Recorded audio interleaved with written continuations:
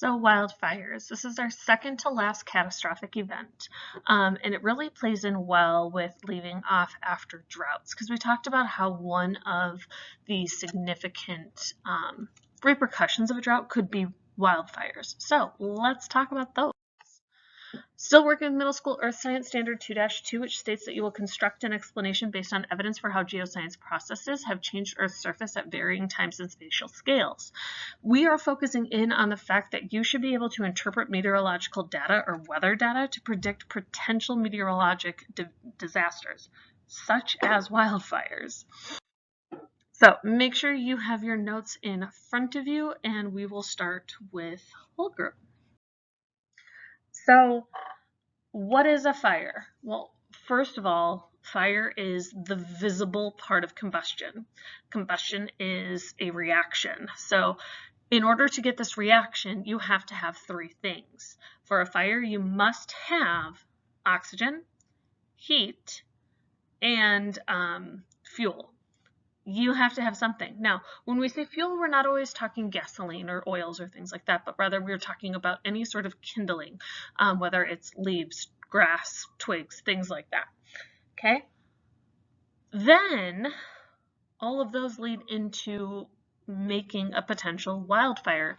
Granted, wildfires are uncontrolled and can wipe out large areas of land quickly. So just because you have a fire that gets out of hand, it may not necessarily be a wildfire, but rather just a fire that got out of hand. A wildfire has to completely wipe out a very large area of land. Your backyard could be a large area of land. That's technically a wildfire. So things like that we need to keep in mind when we talk about fires versus wildfires. Now, there are 5 different types of wildfires that we're going to talk about. We have crown fires, surface fires, ground fires, spotting, and then conflagration. Let's hope I pronounced that correctly. We're going to talk about how each of these are different, but how they all obviously equal into some sort of disaster. So, ground fires. These are fires that typically happen within the soil. Now you're like, well, gee, how can it be within the soil if it needs oxygen in order to really go on? Well, there's oxygen in our soil, and our soil is not so densely compacted that it can't find oxygen sources. So this is a very slow burning fire. It is just the burning of organic materials within our soil. So it's also usually fairly much toward the surface, but not directly on the surface. So this picture right here defines ground fire because you can't necessarily see it, but obviously the amount of smoke still coming from those ashes show us that there was or is still something going on there. Okay? Surface fires, just on the surface. So this is the burning of the actual surface. Usually it's dry leaves, twigs, broken branches, grass, things like that. These spread very, very quickly because obviously you have far more grass and other kindling and stuff like that to where things can just combust and go. Now, when we're talking about surface fires, we need to understand that when I'm talking surface wildfires, I'm not talking about controlled burning yet. Okay, that is something that we experience up here. I still remember Halloween this past year. We're out on a hayride and you can see the field behind our house and just this line of flame and smoke, and it was like eerie but also perfect for Halloween. But that was a surface fire or a controlled burn, not a surface fire. Crown fires. There's this book I should bring in. But the crown fires are high in the treetops. They're able to spread very, very quickly. And this is because we have wind up towards those taller tips of the tree. They're on a steep slope. So you have trees that are growing on this really steep mountainous slope. So honestly, starting down here, it doesn't take much to be able, like a little bit of a breeze, and now you're up on the next level of trees. causing spreading to just occur more easily and more quickly. Um, and these are huge flames with intense heat and power. Like, you think our tallest trees tend to be deciduous trees, so evergreens and things like that, that tend to be a little bit drier. They don't hold as much liquid within their needles and things like that, so it's easier to spread. But crown fires, typically, they look like this picture where they're going across the entire tops of the trees. Versus we have conflagration, which is still very, very aggressive. It's a type of large fire known for being aggressive, but then spreading quickly because of wind and firebrands. And what firebrands are the little, like if you're out at a campfire, you all of a sudden get that one ember that kind of shoots up into the air. That's a firebrand. That is hot enough to where if it comes in contact with other materials, it could start the next portion of the fire. So conflagration is more so that like spotting and movement that spreads quickly. Typically it involves crown fires all the way down to surface fires. It's not just contained to one of those two locations. So that's conflagration. These are the scary ones. These are the ones that it takes nothing at all in order to push it just that much further. Finally, we have spotting. So spotting, it is exactly as it seems and exactly how it looks in this picture. It is fires that are carried to other locations through firebrands, causing wildfires to continue to spread. This is typically the issue we see when it comes to California wildfires. They continue on because a firebrand goes up. You can't always get all of them, and they spread to the next one. So that's what's going on. So spotting is just these little pockets of fires happening within a similar location, but not all connected in one wall. So those are the different types of fires. Now, all of these are wildfires, which we have to understand are uncontrolled. We're not taking any sort of human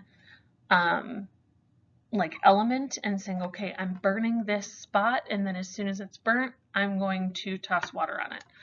Because like we've done that in our yard, we had so many weeds, we burned them in order to kill them, things like that. So wildfires versus controlled burns are very, very different. And as we continue into independent notes, we will get a little bit more specific with those. So make sure that you are remembering your CHAMPS expectations as you move forward. Causes.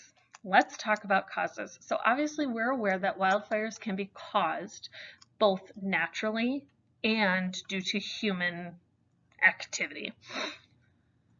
Here's the part you maybe didn't know. Natural causes only account for 16% of all wildfires around the world.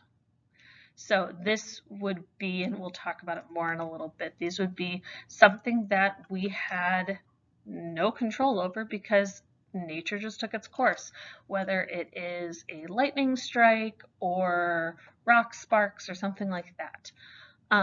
But that's only 16%.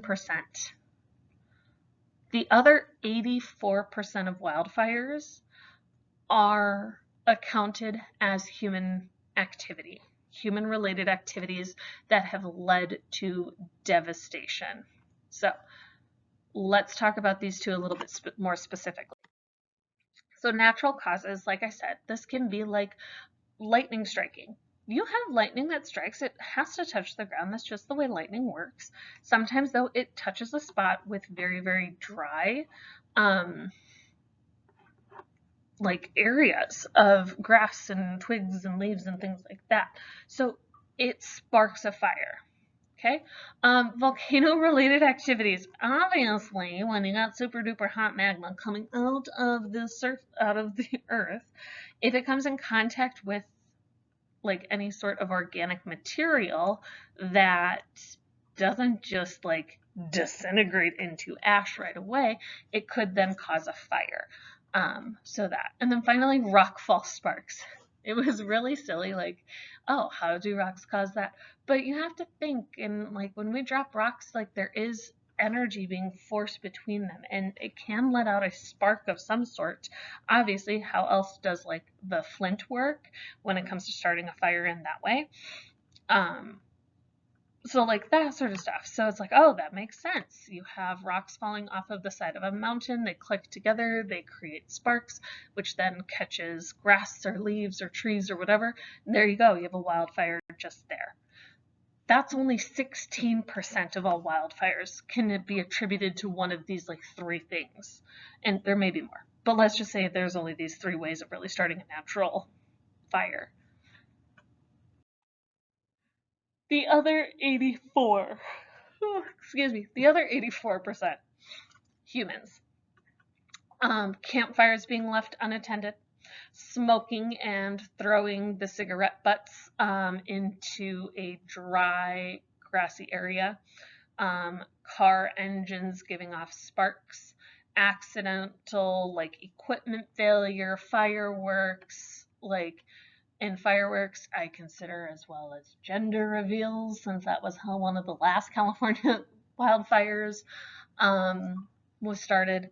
Like all of the silly things that humans do cause 86% of all wildfires. So kind of a big deal. Sorry. Um, so yeah, 86% all because of this.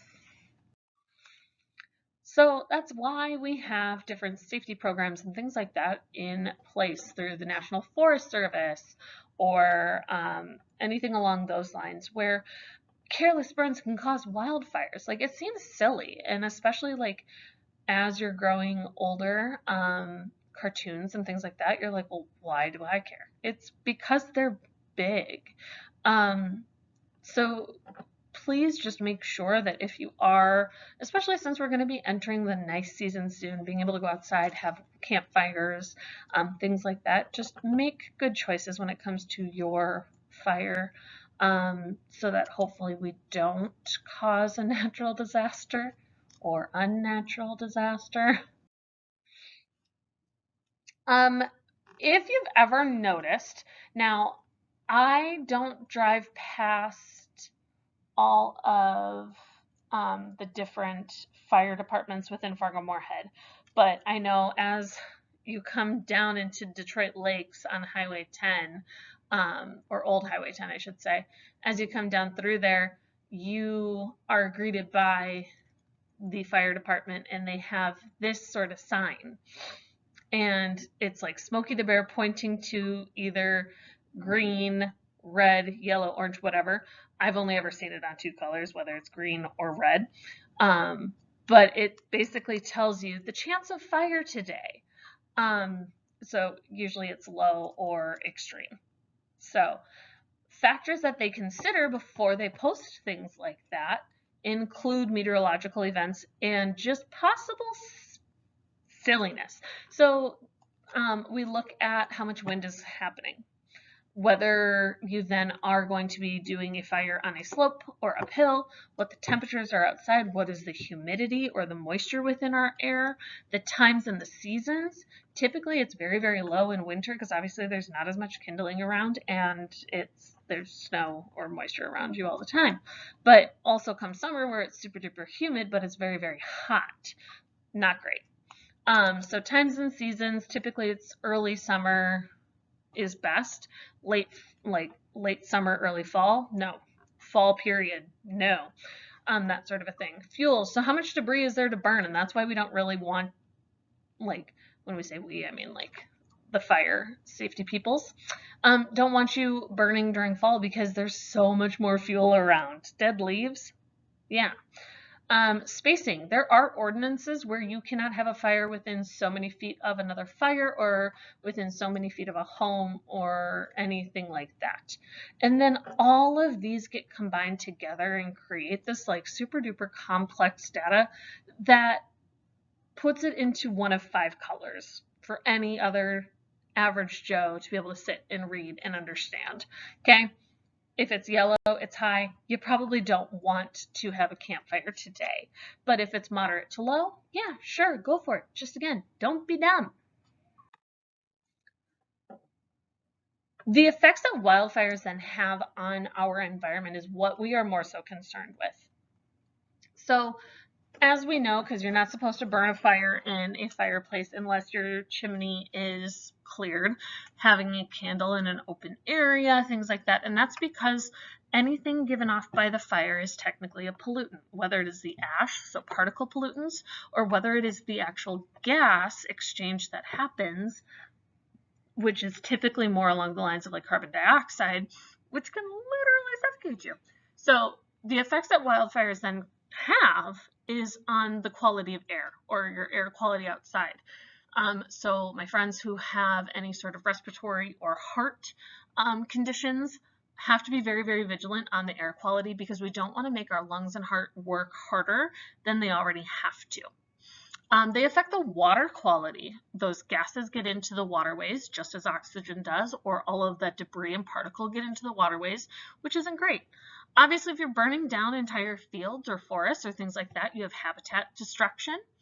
This then all leads to eroded land, meaning that the land is not nutrient heavy enough to keep its sort of like stickiness, togetherness, to where it allows for mudslides to occur more easily when we do get rain. It affects or contributes to the greenhouse effect and the release of large amounts of carbon into the atmosphere, which again, we warm up our atmosphere with carbon dioxide. We are sending the temperature of the earth up more, which is not conducive for most living things. And then finally, economic costs. You have to now replant. You now have to possibly rebuild homes. You have to do this, that, and the other to where you are putting in more money. Not just you, not just the governments, but like we as a whole people have to then put in more money, and it creates economic hardships to where people may not be able to afford to like build their house again, but yet their family has lived on that land for decades. Like, it's things like that. So fires have major effects on a lot of different things within our lives.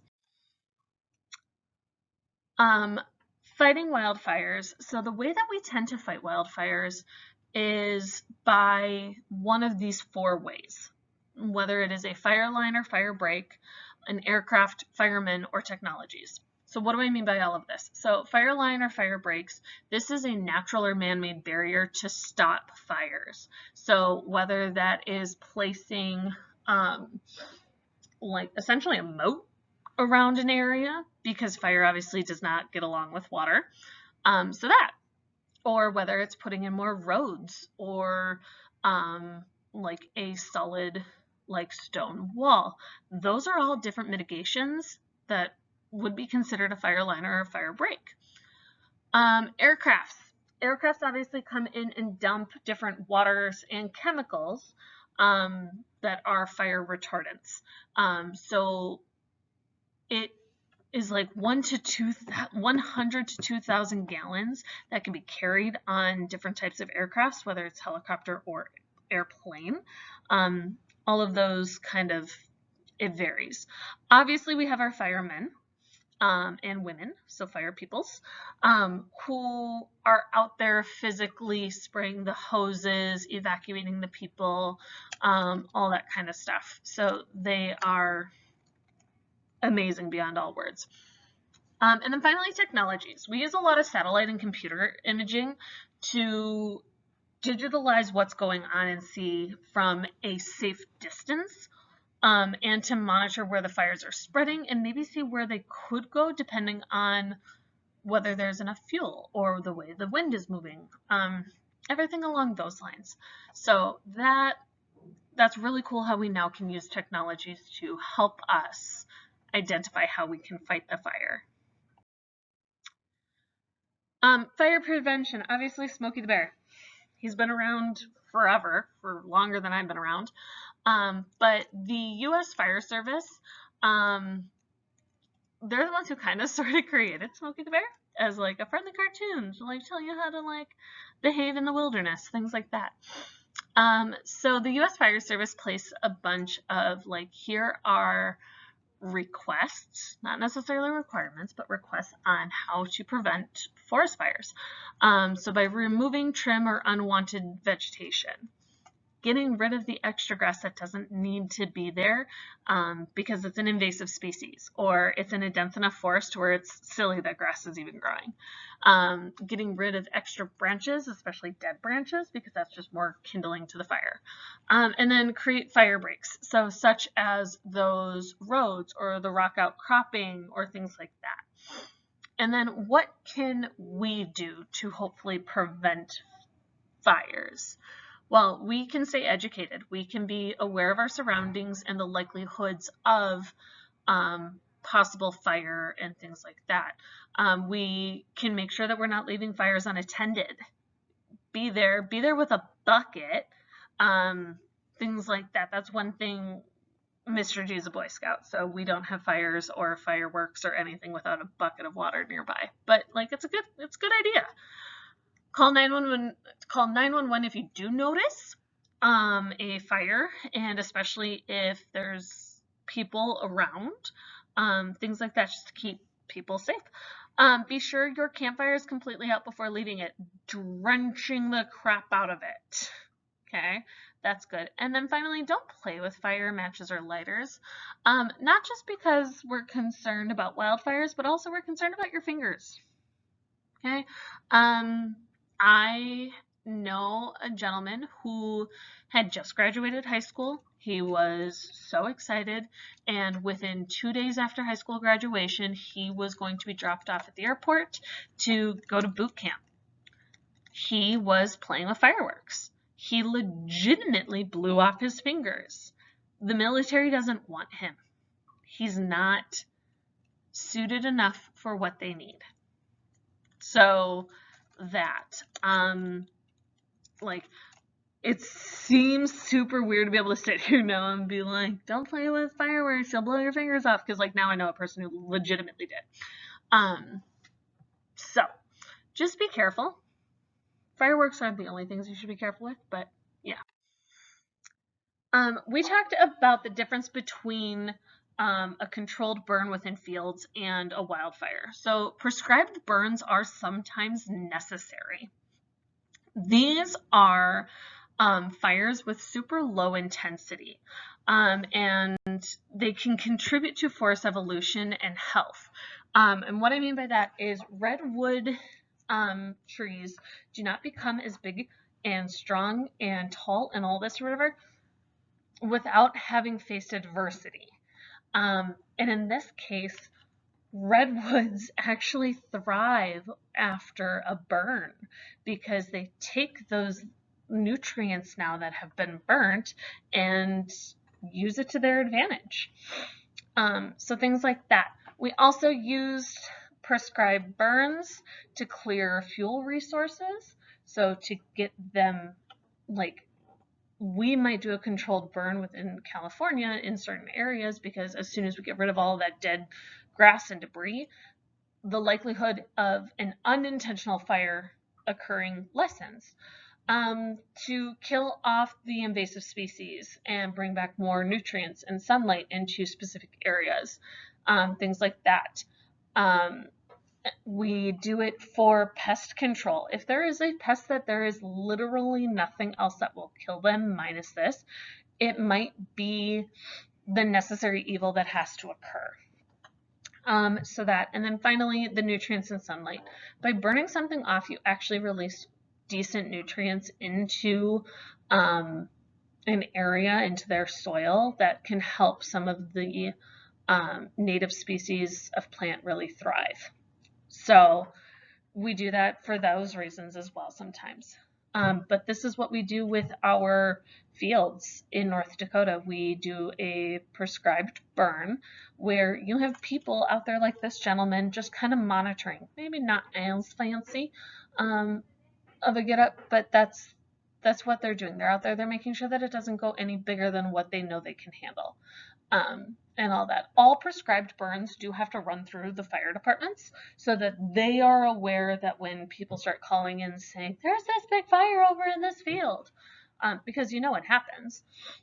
They can say, this is a prescribed burn, they've been authorized, such and such, whatever their regulations are. Okay, so yeah, those are wildfires. Not as much death and destruction or concern for us, but not great. So keep that in mind as we move into our final catastrophic event. There are 2 exit slips that go along with this, so make sure that you get those completed and turned in. And if you have any questions, just let me know. Thanks, everyone.